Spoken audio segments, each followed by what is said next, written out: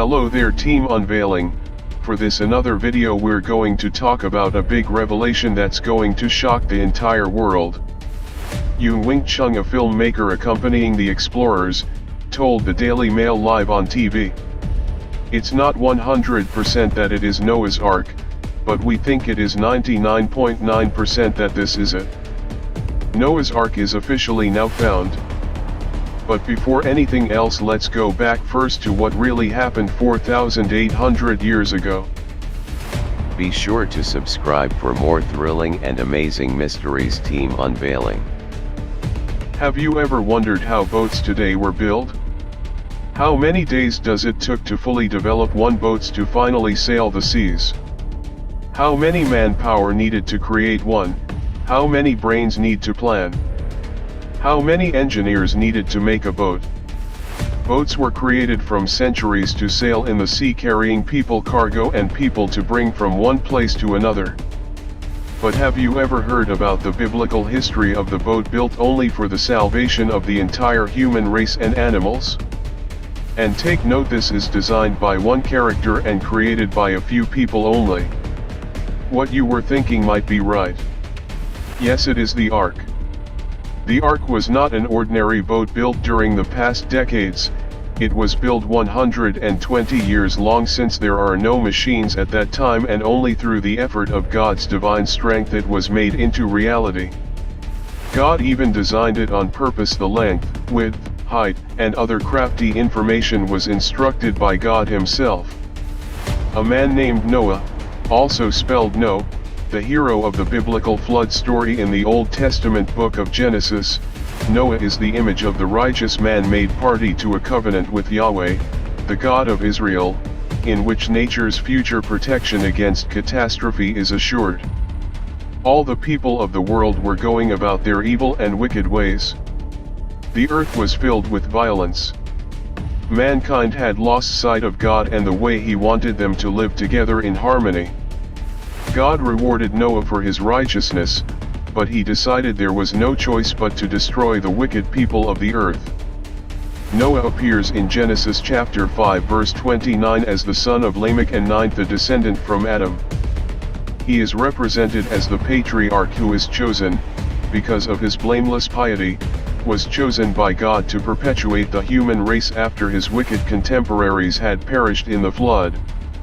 A righteous man, Noah found favor in the eyes of the Lord. When God beheld the corruption of the earth, and determined to destroy it, he gave Noah divine warning of the impending disaster and made a covenant with him, promising to save him and his family. Noah was instructed to build an ark, and in accordance with God's instructions, God told Noah to build a big boat, called an ark, and he told Noah exactly how to do it.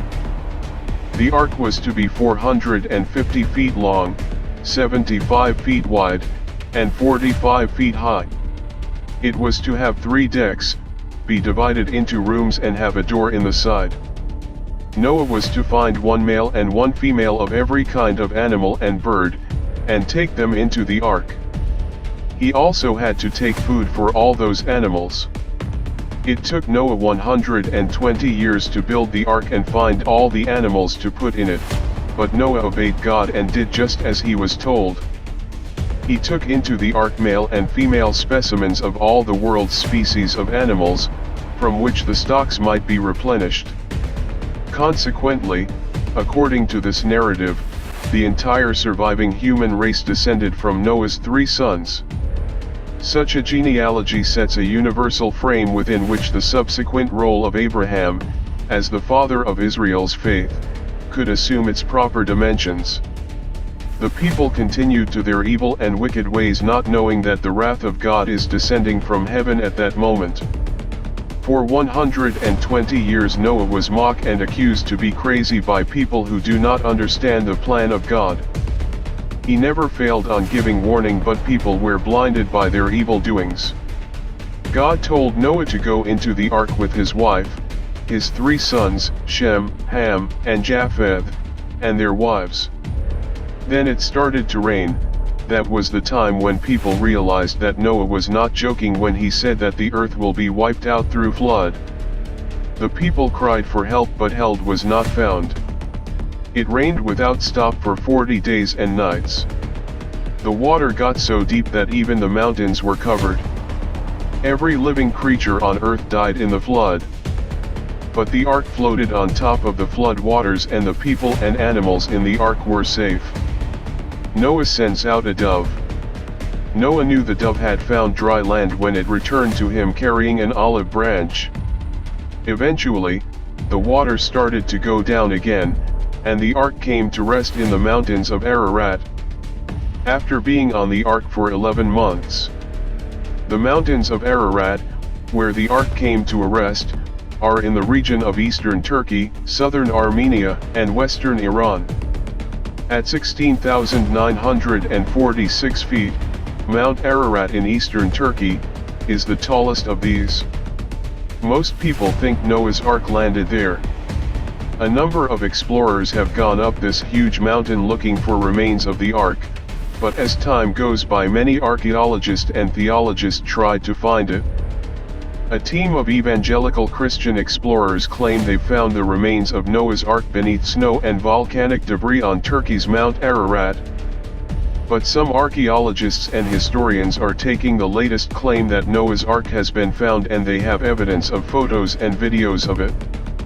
It's not 100% that it is Noah's Ark, but we think it is 99.9% that this is it, Wing Chung, a filmmaker accompanying the explorers, told the Daily Mail. The team claims to have found 7 large wooden compartments buried at 13,000 feet above sea level, near the peak of Mount Ararat. They returned to the site with a film crew and they documented it.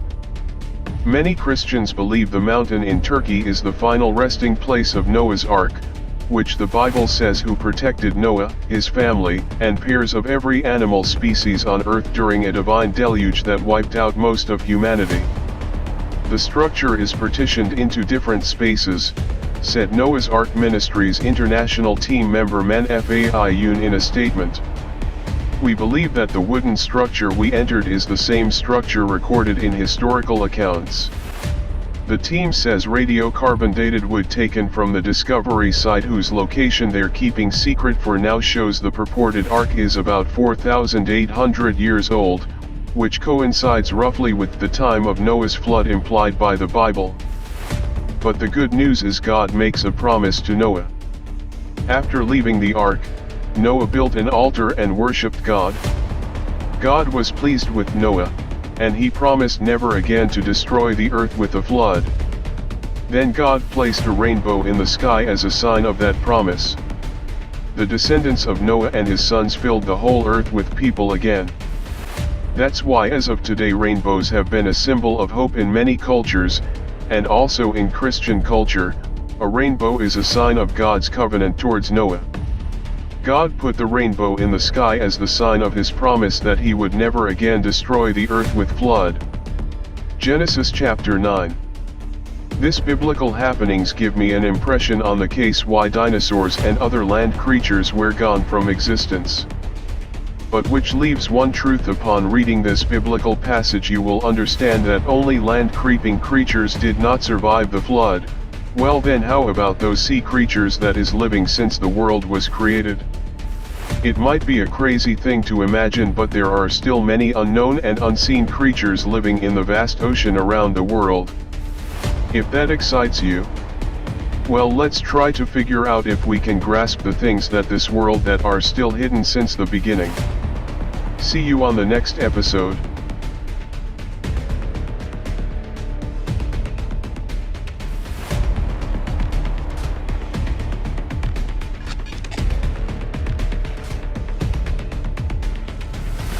Before ending this video, the whole team of World Mysteries wants to express their big thanks to all viewers and top fan out there. With this we want to shout out these awesome people for their positive response. If you want to be shout out too, just comment down below. We will pick 10 person every week to be shout out for our 2 uploads. Thank you for watching and stay safe.